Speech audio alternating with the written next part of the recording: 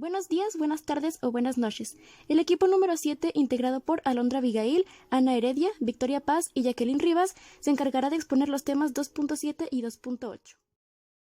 Tema 2.7. Determinación de la dureza, acidez y alcalinidad en aguas naturales, residuales y residuales tratadas en base a normas. La acidez se refiere a la presencia de sustancias disociables en agua y que como producto de disociación generan el ion hidróneo, como son los ácidos fuertes, ácidos débiles y de fuerza media. También la presencia de ciertos cationes metálicos como el fierro y el aluminio contribuyen a la acidez del medio.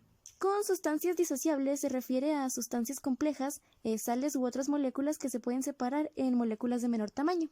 La alcalinidad se refiere a la presencia de sustancias hidrolizables en agua y que como producto de hidrólisis generan el ion hidroxilo, como son las bases fuertes y los hidróxidos de los metales alcalinotérreos. Contribuyen también en forma importante a la alcalinidad los carbonatos y fosfatos.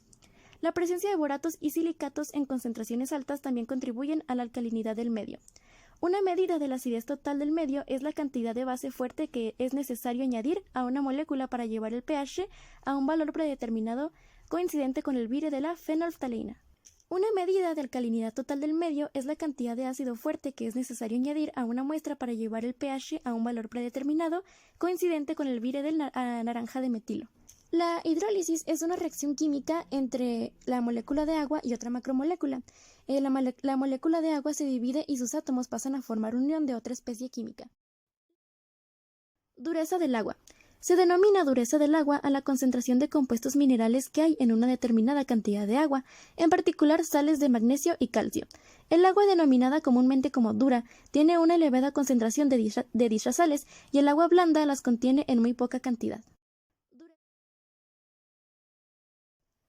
La unidad de medida de la dureza que se utiliza más habitualmente son los grados hidrométricos franceses, y el cálculo de este parámetro responde a la siguiente fórmula, que tenemos miligramos sobre el litro de calcio por 2.5 más miligramos sobre el litro de magnesio por 4.2, esto dividido entre 10. ¿Cómo se genera la dureza del agua? La presencia de sales de magnesio y calcio en el agua depende fundamentalmente de las formaciones geológicas atravesadas por el agua de forma previa a su captación. Las aguas subterráneas que atraviesan acuíferos carbonatados, calizas, son las que presentan mayor dureza y dichos acuíferos están formados por carbonatos de calcio y magnesio. Las aguas subterráneas procedentes de acuíferos con composición eminentemente silicatada dan lugar a un agua blanda, es decir, con cantidades muy bajas de sales de calcio y magnesio. Clasificación de la dureza del agua con respecto a los grados hidrométricos franceses. Menor a 7 es un agua muy blanda, de 7 a 14 es agua blanda, de 14 a 32 es agua de dureza intermedia, de 32 a 54 es agua dura y de 54 es agua muy dura.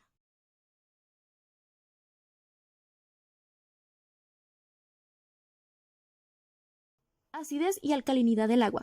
La alcalinidad de un agua puede definirse como su capacidad para neutralizar ácidos o como su capacidad para reaccionar con iones hidrógeno. Los iones procedentes de la solución de ácido neutralizan los iones hidroxilo libres y los disociados por concepto de la hidrólisis de carbonatos y bicarbonatos. La norma NMX 036 SCFI 2001 se establece para el análisis de agua y la determinación de acidez y alcalinidad en aguas naturales, residuales y residuales tratadas, así como los métodos de prueba. Este método está basado en la medición de la acidez o alcalinidad en el agua por medio de una valoración de la muestra empleando como disolución valorante un alcali o un ácido según sea el caso de concentración perfectamente conocida. Acidez y alcalinidad en agua residual. Se debe a la presencia de ciertos ácidos minerales y/u orgánicos, o a la hidrólisis sufrida por la existencia de sales de ácidos fuertes y bases débiles. Puede causar acción corrosiva en las instalaciones por la acción del catión hidrógeno. Para el cálculo de la acidez del agua estamos utilizando el carbonato de calcio en miligramos sobre litros. Su acidez total depende de la multiplicación del volumen de hidróxido de sodio utilizado al vire de la fenolftaleína por la normalidad de la disolución de hidróxido de sodio.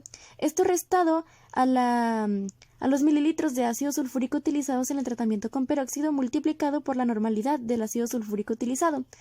Esto se multiplica por 50, que es el factor para convertir equivalente litros a miligramos de carbonato de calcio sobre litros. El mil observado en la ecuación es el factor para convertir de mililitros a litros.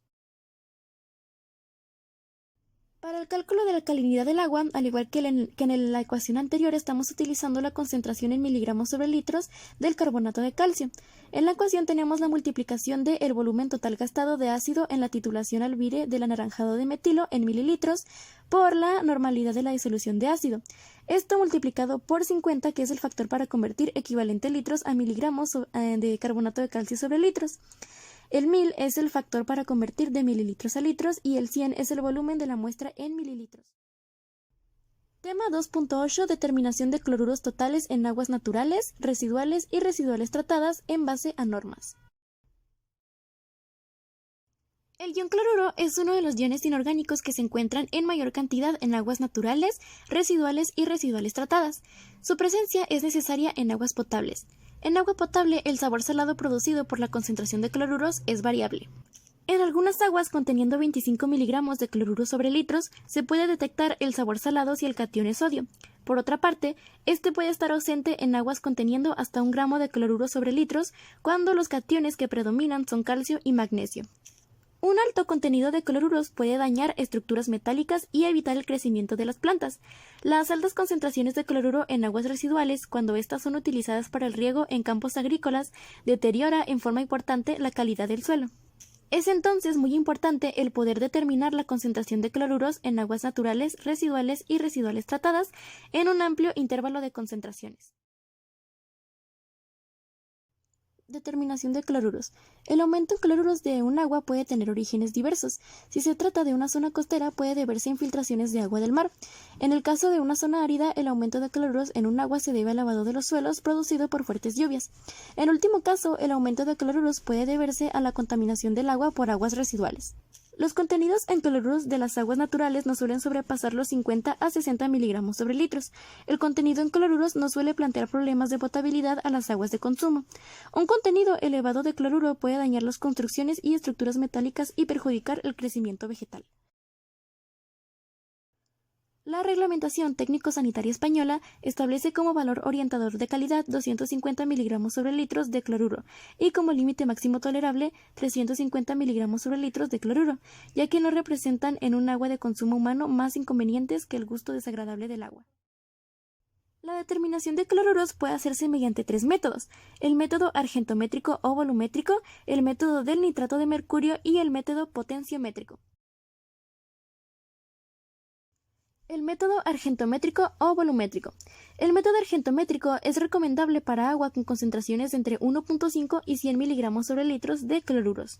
Este método es aplicable para la determinación de cloruros en aguas potables o superficiales, siempre que no tengan excesivo color o turbidez. Se basa en el método de Mohr. Sobre una muestra ligeramente alcalina con pH entre 7 y 10 se añade disolución de nitrato de plata valorante y disolución indicadora de cromato de potasio. Los cloruros precipitan con el ion plata formando un compuesto muy insoluble de color blanco. Cuando todo el producto ha precipitado se forma el cromato de plata de color rojo ladrillo, que es menos insoluble que el anterior y nos señala el fin de la valoración.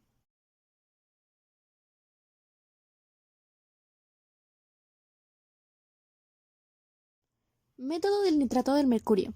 El objeto de este método es determinar el contenido de cloruros disueltos en aguas naturales o tratadas mediante volumetría con nitrato de mercurio. El método es aplicable para la determinación de cloruros en aguas. Es muy adecuado para la determinación de cloruros en aguas industriales relativamente puras como agua de caldera, agua de alimentación de caldera y condensado. Método potenciométrico. El método potenciométrico se aplica mediante un potenciómetro y un electrodo de cloruros. Este método es recomendable para aguas con elevado color y turbidez. Cálculo para la concentración de iones de cloruro. La concentración de iones cloruro en la muestra original en miligramos sobre litros sigue la siguiente ecuación.